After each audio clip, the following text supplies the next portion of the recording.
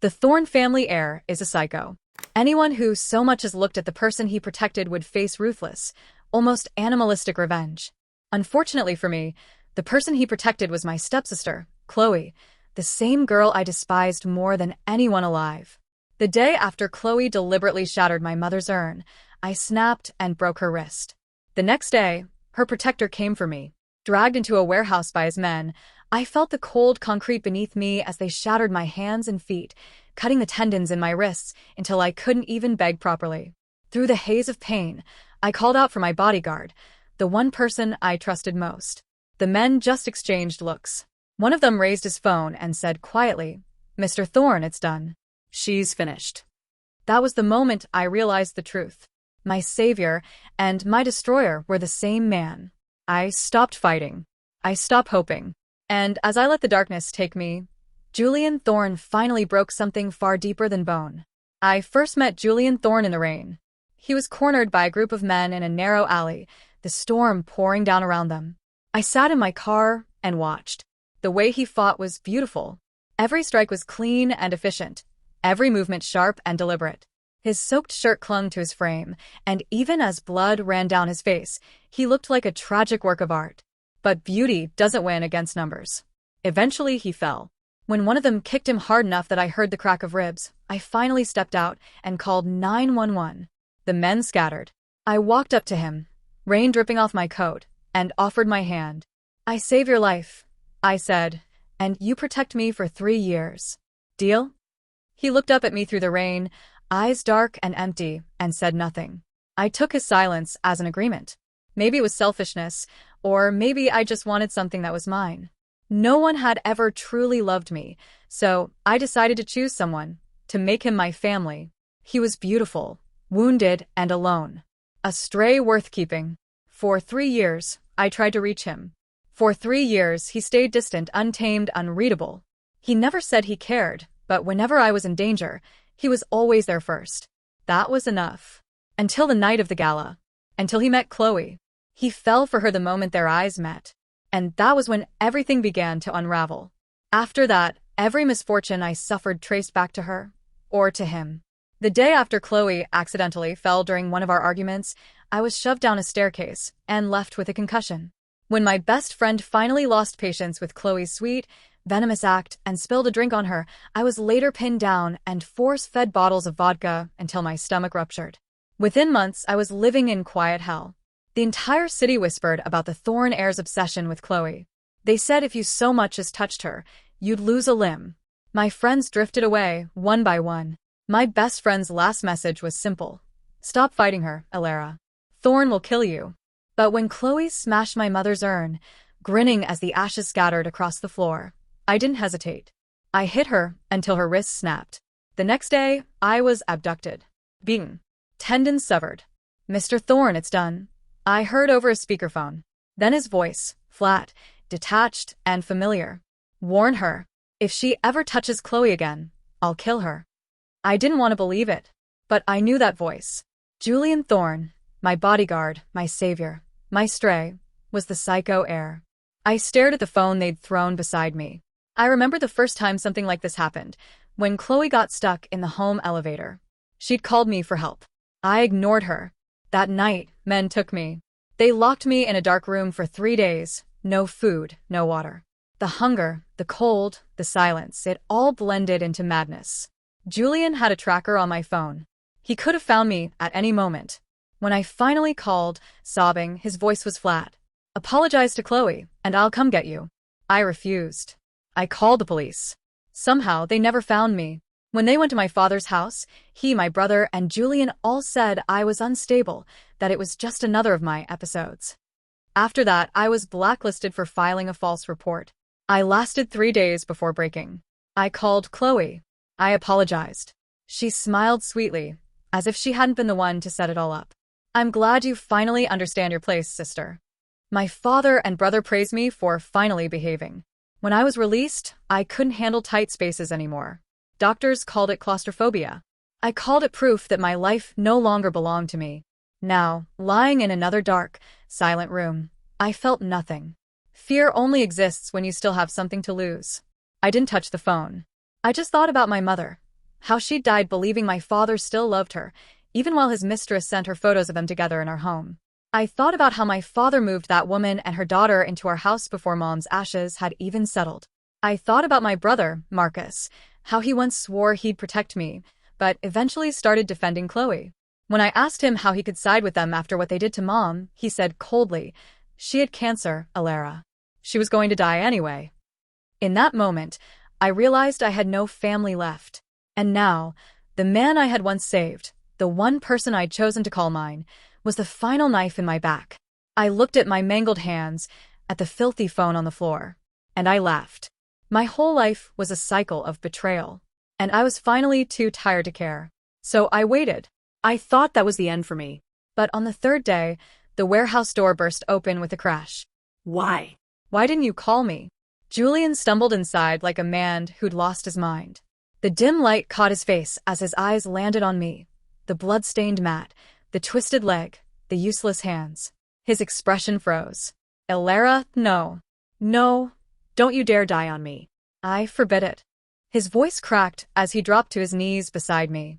His trembling hands reached for me, as if he could pull me back from death by sheer will. I almost laughed. Was this guilt?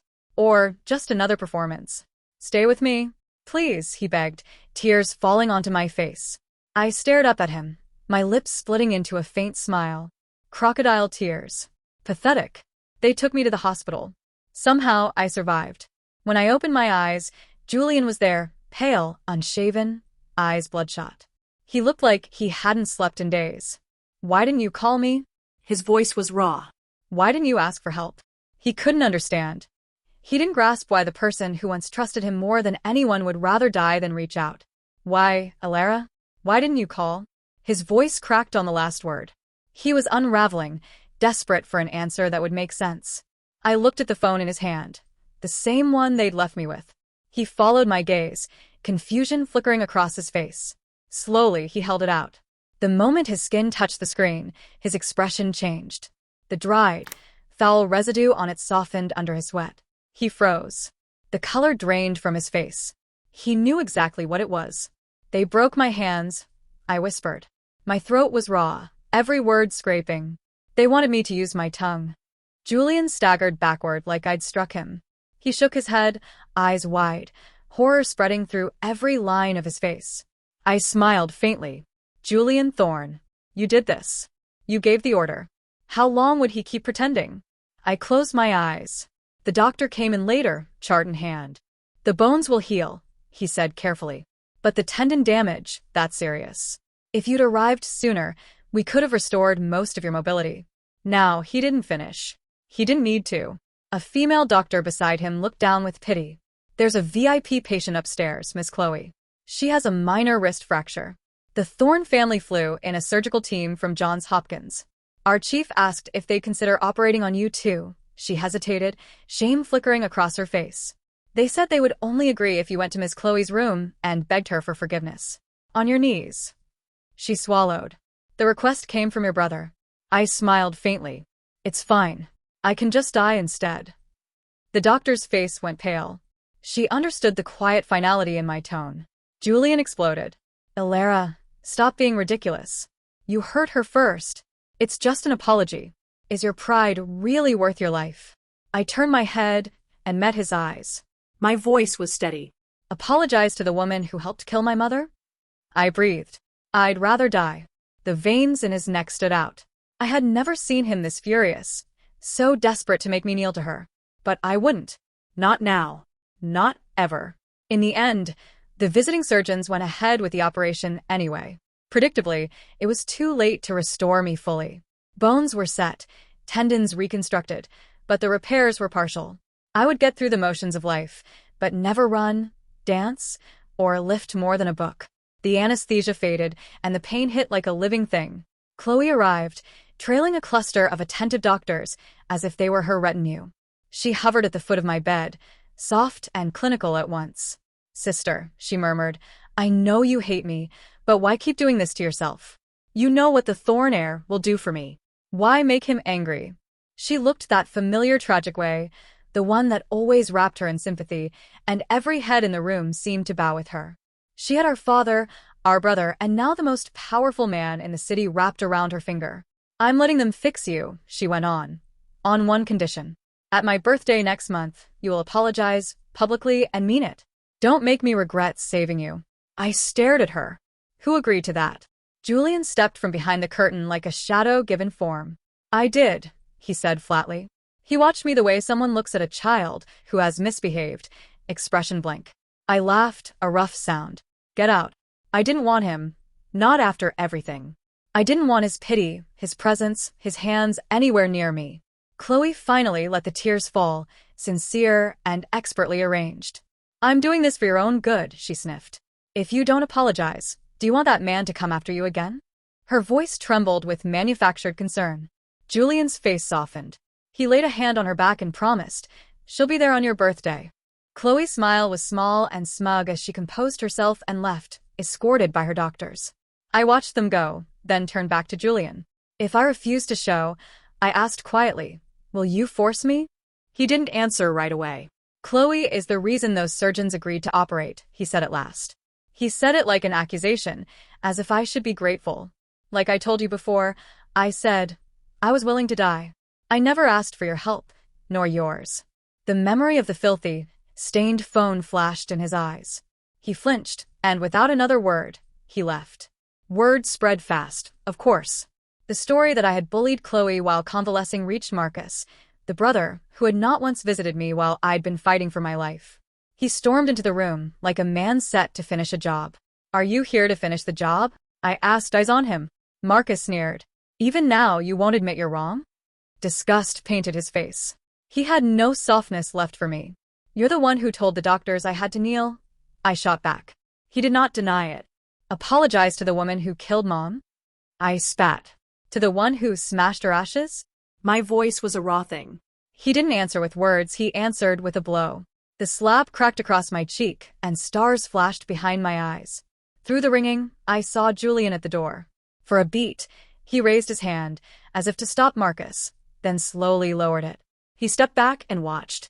He did not intervene. I began to laugh, a wet, pained sound. This was the man I had once pulled from a rain-soaked alley, the one I had chosen. My bodyguard. My betrayer. Marcus's fury had torn new stitches open on my face. He checked his hand, shaken at the blood.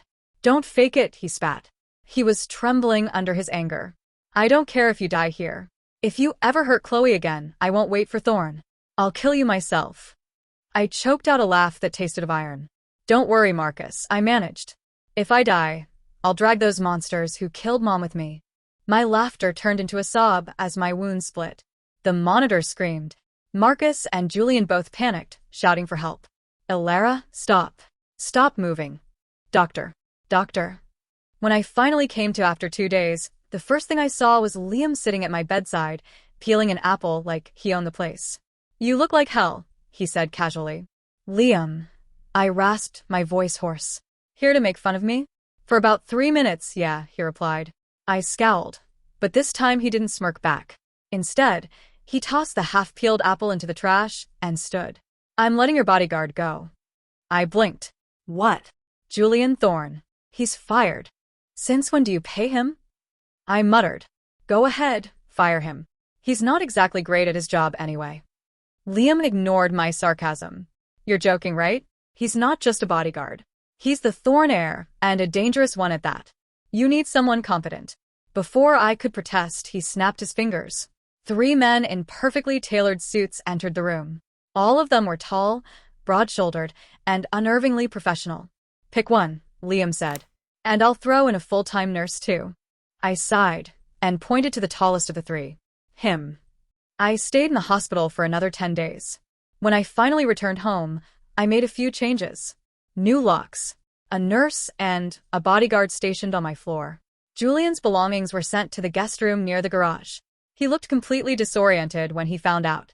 You can't trust Liam, he warned. He's our rival. At least he wouldn't stand there while someone hit me, I said coldly. At least he wouldn't expect me to apologize to the woman who murdered my mother. Julian's mouth opened, but no words came out. The weeks that followed were silent. I treated Julian as if he didn't exist. I never spoke to him, never looked at him. The man who once claimed I was too dependent, now looked like a ghost, walking through the house as if he'd lost something he couldn't name. When I was finally strong enough to go outside, I called for my new bodyguard to help me into the car. But Julian got there first. His hands tightened on the wheelchair handles, his voice rough. "The contract ends in 2 weeks," he said. "I'm still your bodyguard until then." "Fine," I replied without hesitation. He exhaled, almost relieved. Then he bent to lift me, careful, practiced, too familiar. His scent hit me. Clean soap, cedar, and the faint trace of cologne. Once, that smell had meant safety. Now, it only reminded me of darkness, pain, and the stench of blood and fear. I trembled. I turned my face toward the cold window, needing distance. He felt it and, God help me, he smiled, thinking I was shivering because of him. "Where to today?" he asked lightly. "The bank." "Ah," he said, sounding almost amused. "Getting Chloe a little apology gift?" I said nothing. I just kept staring at the passing city outside the window, pretending I didn't hear him. At the bank, I saw it. A cherry-red convertible, polished to a mirror shine. Only one of its kind in the country. I'd wanted that exact car for my last birthday, but Marcus had bought it first, for Chloe. Another prize she'd snatched from me. Every beautiful thing I'd ever loved somehow ended up in her hands. The car. My brother. Julian. When we finished at the vault, fate decided to twist the knife. We ran straight into her. Chloe was in a private room nearby, surrounded by bank employees eager to please her. She was laughing as they displayed tray after tray of jewelry. "This is for my birthday tomorrow," she said sweetly. "My brother told me to pick whatever I want. Which one looks best?" I froze. That jewelry, my mother's collection, her inheritance, now being used as courting gifts for her killer. My stomach turned. Julian's eyes flicked toward Chloe, soft, almost tender. "Not going to greet her?" I asked, voice sharp as glass. "I'm here to protect you," he replied stiffly. We met at the door. "Julian." Chloe's voice rang out, sugary and triumphant. Before I could react, a loud screech filled the air. A car jumped the curb, coming straight toward us. "Chloe." Julian moved instantly, straight for her. He grabbed her, pulling her into his arms, shielding her with his body, leaving me, trapped in my wheelchair, directly in the path of the speeding car. Time slowed. I just stared at him, the man who had once promised to keep me safe. Again, he chose her. Then realization hit his face. Horror. Regret. He started running toward me, shouting my name. Too late. Alara. A different voice, Liam's. He tackled my wheelchair, throwing us both to the ground. The car clipped the footrest and slammed into a marble pillar. Liam was shaking, pale, breathless. Julian stumbled toward me, his hands trembling. "You said you'd protect me," I whispered. He opened his mouth, but nothing came out. I turned away. "Take me home," I told Liam. For the first time, I left Julian standing behind. That night it rained. I sat by the window, watching the water streak down the glass. Outside, Julian stood in the garden, drenched, staring up at me like a ghost from my past. "Close the curtains," I told the nurse. The next evening was Chloe's birthday party. Marcus called earlier that morning. "If you don't show up and apologize, you're no longer part of this family." As if I ever still was. Still, I went. Julian reached for my wheelchair handles, but I looked at him until his hands fell away. My new bodyguard took over. Julian followed silently. At the entrance, the happy family greeted guests, the picture of respectability. Father, stepmother, Chloe, Marcus. All smiles and deceit. Julian arrived a moment later, right as Chloe opened her gift from the Thorne heir. The crowd gasped at the diamond bracelet inside. His eyes shone with quiet admiration. I looked away. Marcus sent my bodyguard off to fetch me a drink. The moment he left, Chloe descended like a vulture in silk. "Did you see it, sister?" she cooed. "That was from the Thorne. The real one." Her smile was radiant, victorious. She finally had what I'd lost. "A magpie's still a magpie," I said evenly, "even if it steals diamonds instead of trash." Her expression flickered. She glanced at the dessert tray, realization dawning. Then she raised her voice, sharp with false alarm. "Ah, sister, what are you doing? Why would you stab me?" A butter knife clattered to the floor. A faint red line appeared on her palm. The room froze. My father's face turned purple with rage. "Alara, you savage creature. Even now you attack her?" "I warned you," Marcus hissed. I told you what would happen. Guards. Bring the cane. Whispers filled the air. And Julian? He didn't move. He just watched. You all want me gone, don't you? I asked, scanning their faces. I reached for the knife, but my stiff, mangled fingers wouldn't close around the handle. Gasps rippled through the room. Wait, someone whispered. Her hands, they're ruined. She couldn't have held it. Chloe blanched. My father and brother doubled down, calling me a liar, a manipulator. I smiled faintly. You're right, I said. I'm not injured at all. I told the nurse to strap the knife to my right hand, the handle bound tightly against my palm. Then, without hesitation, I lifted my arm high and slammed the blade down, straight through the back of my left hand and into the armrest of my chair. The room went dead silent. Blood poured down my fingers, staining my dress. My father and brother stumbled back in shock. Julian took a step forward, but I shot him a look that stopped him cold. Is this enough? I panted. Is this convincing enough for you? Gasps. Murmurs. She's insane. Can you blame her? Look what they did to her. I turned to Julian, meeting his horrified gaze. Are you satisfied now? His face went pale as snow. I looked around the ballroom, blood drying on my hands. Now, I said quietly, it's my turn. My father and brother froze. Mr. and Mr. Sue. I continued, my voice cutting through the silence. Since you're both so eager to disown me, let's make it official. My new bodyguard handed out the documents I had prepared days ago. But my mother's estate, I added, doesn't belong to her murderers. I pointed at my stepmother. That emerald necklace on your neck, it was my grandmother's. It's mine. Then I turned to Chloe. That diamond pin, my mother's 20th anniversary gift. Also mine. I listed every stolen heirloom, every piece they'd flaunted like trophies. I want it all back, I said, or I'll see you in court for grand larceny. Chloe burst into tears, her performance flawless. Brother, I already gave some of it away. Ilara, you've gone too far, Marcus snapped. Too far. I smiled. Fine, let's trade. I met my father's eyes. My 10% stake in the company. In exchange, I want every piece of my mother's jewelry, everything, including what she left you, Marcus. His expression shifted. He knew what that meant. Without that inheritance, he couldn't shower Chloe with my mother's jewels anymore. My 10% was worth tens of millions. He hesitated only a moment. Well, I asked softly.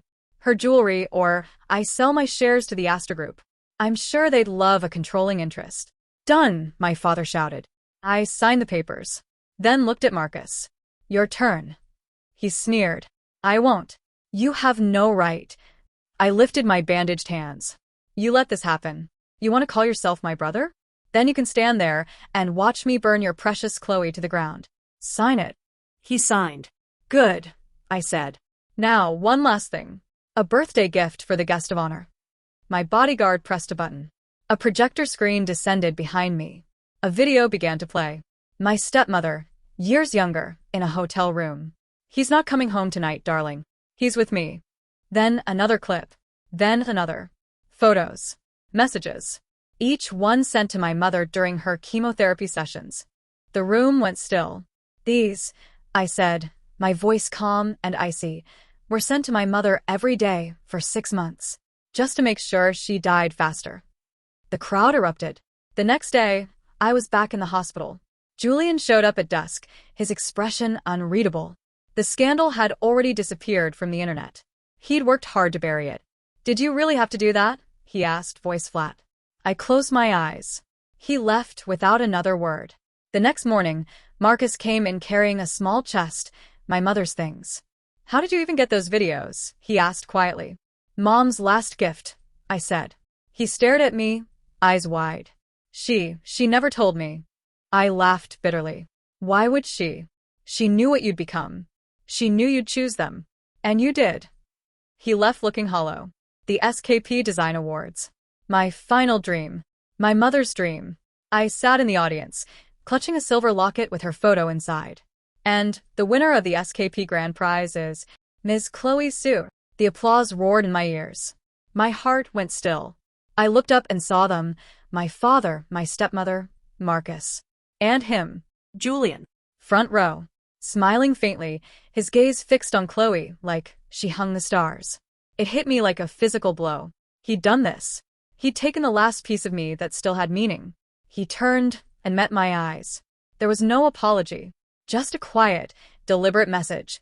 This is your punishment. Let's go, I whispered to my bodyguard.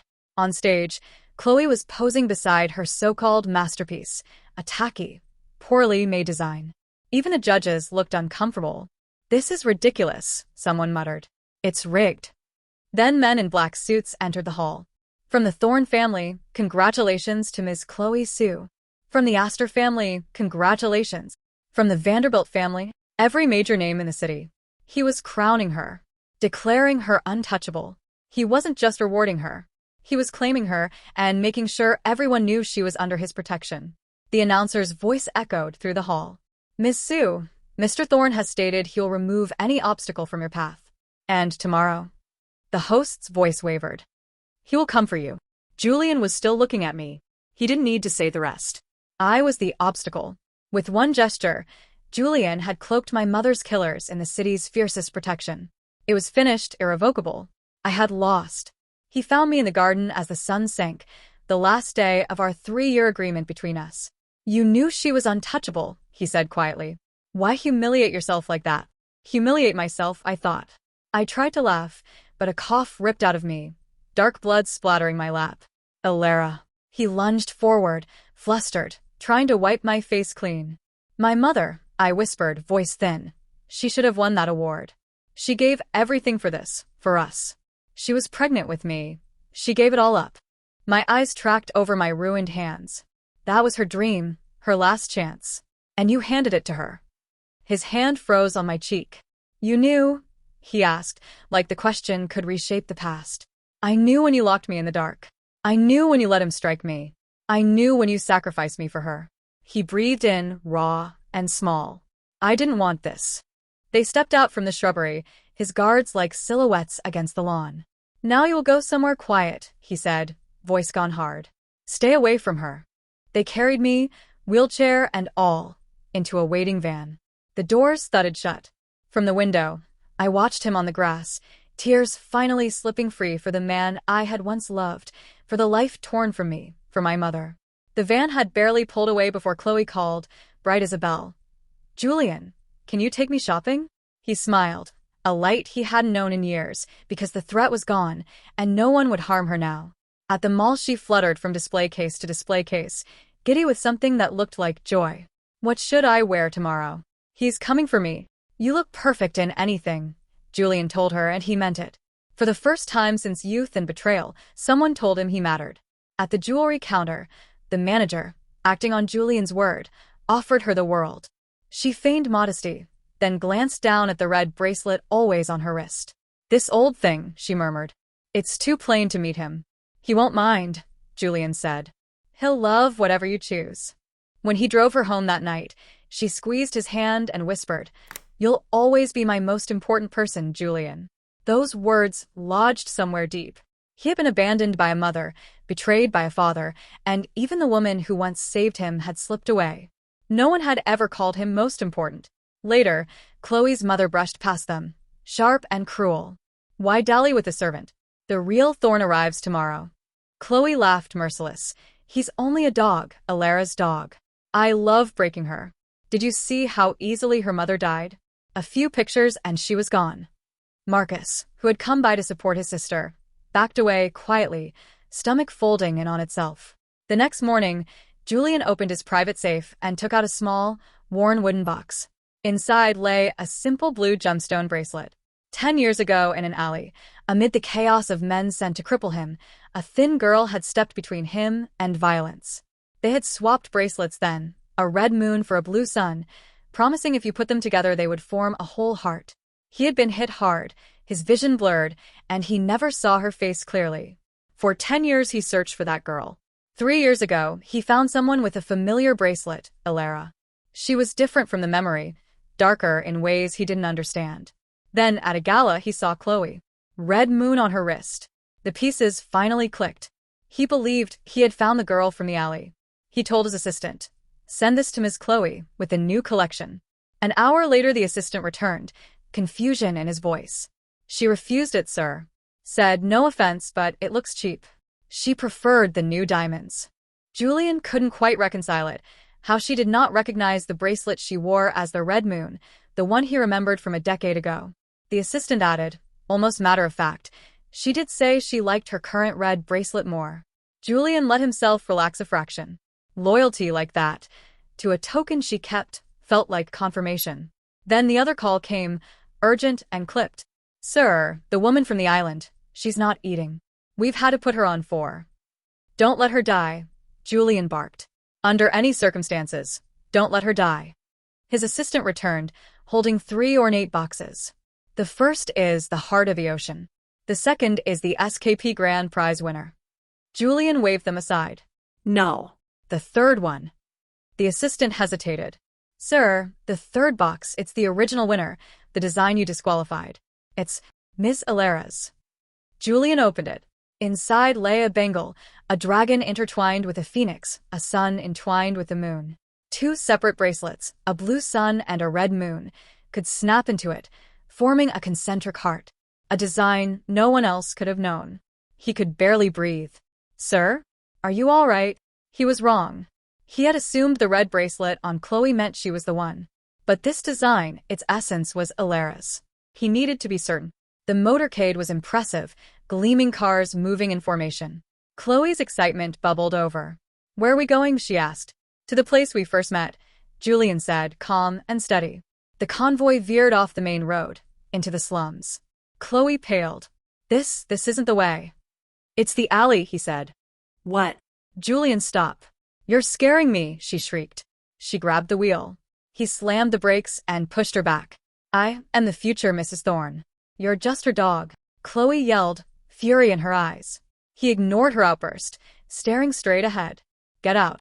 What? I know this alley, he said flatly. 10 years ago, I was beaten here. A girl saved me. She had a scar on her hand, in AT shape. Chloe looked at her flawless hands. The rest of the convoy arrived.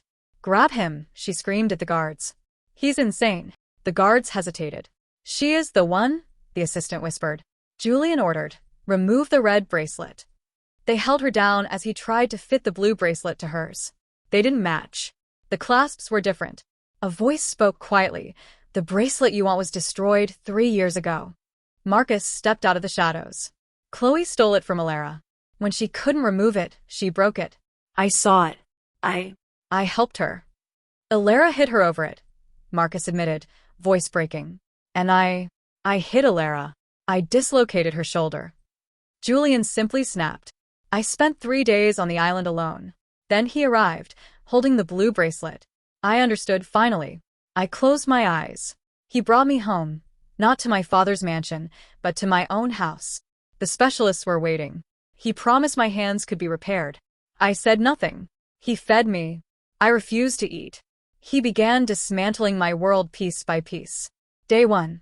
Your father's company is bankrupt. Day 2. Chloe is in a secure psychiatric facility. She will never see the outside world again. Day 3. Your father is kneeling at your mother's grave.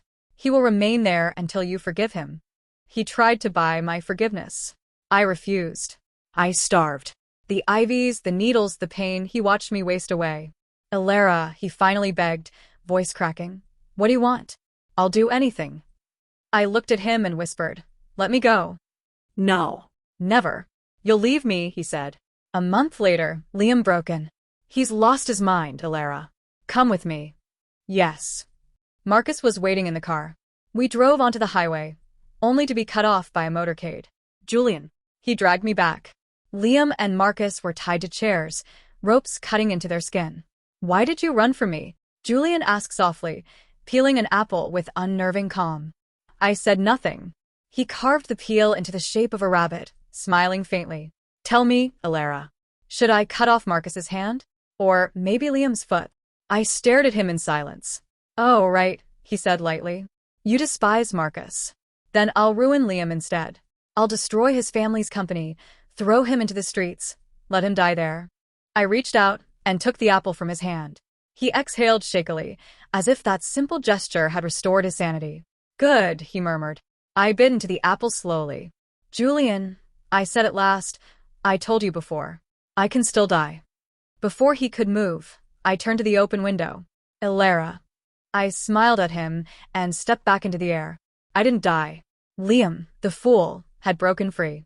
He was already on the ground below, and somehow he caught me. My body was intact. His arms were not. Marcus stood frozen in the doorway. He said to let you rest, he whispered. He knew he couldn't stop me anymore. Recovery took a full year. My hands healed enough for me to hold a pen again. The following year, I entered the SKP design competition once more, and this time I won. The trophy was heavy, gleaming beneath the stage lights. Liam, his arms long healed, held it for me as the crowd applauded. Then my phone rang. A private number. Miss Ilara, said Julian's assistant, voice trembling. He's in the alley. The one where you first met. He did it to himself. He had his men break his hands and feet. He cut his own tendons. The voice cracked. He said if he's still alive in 3 days, could you forgive him? I said nothing. Please, Miss Ilara, he's bleeding. He won't make it through the night. I hung up. Liam was standing beside me, cheeks flushed. Ilara, he stammered. You're a disaster. You can barely hold a spoon. You can't even take care of yourself, and he swallowed hard. I was wondering if maybe you'd marry me? My heart, which I thought had long since gone still, trembled. He saw it and panicked. Forget it. Just pretend I didn't say anything. Aren't you afraid of him? I asked quietly. He'll destroy you. Liam looked straight into my eyes, and for the first time, I saw steel in them. Everyone dies, Ilara. But if I can't protect the person I love, if I can't stand up for what's right, then what's the point of being alive? I smiled. All right. Yes. Julian Thorne lay in the same alley where she had once saved him, twice. His blood pooled beneath him. His hands were shattered, useless. He watched ants crawl over his skin. The phone lay just out of reach. He couldn't call her, couldn't even whisper her name loud enough for anyone to hear. For the first time, he understood. Ilara, he breathed as the world dimmed. I'm sorry,